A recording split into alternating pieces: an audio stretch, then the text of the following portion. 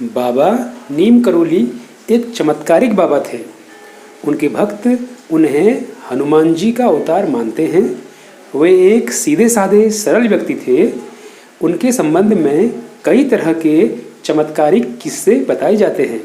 आओ जानते हैं बाबा नीम करोली जी के संबंध में 10 रोचक बातें। नीम करोली बाबा का वास्तविक नाम लक्ष्मी नारायण शर्मा था। वे उत्तर प्रदेश के अकबरपुर गांव में उनका जन्म 1900 के आसपास हुआ था। 17 वर्ष की उम्र में ही उन्हें ज्ञान की प्राप्ति हो गई थी। उनके पिता का नाम दुर्गा प्रसाद शर्मा था।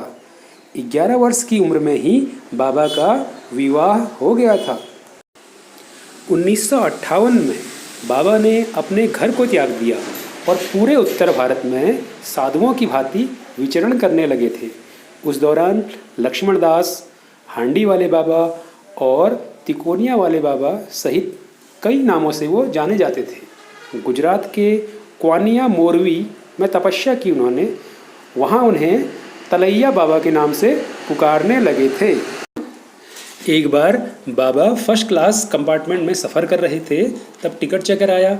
बाबा के पास टिकट न होने की वजह से उन्हें नीम करोली स्टेशन पर उतार दिया गया।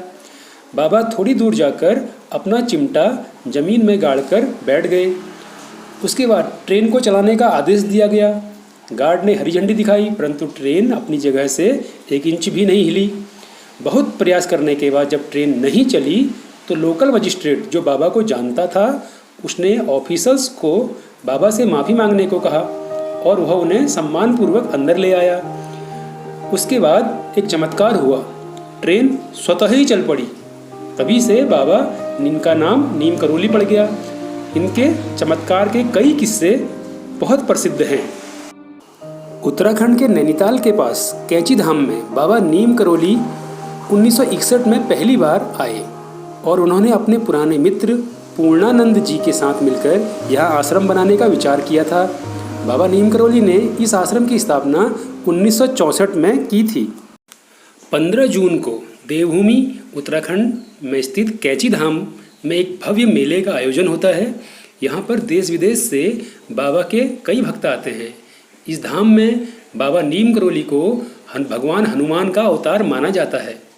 सभी भक्त यहाँ आकर हनुमान जी का आशीर्वाद लेते हैं और हनुमान जी के कई भव्य मंदिर यहाँ बाबा नीम करोली जी ने बनाए हैं।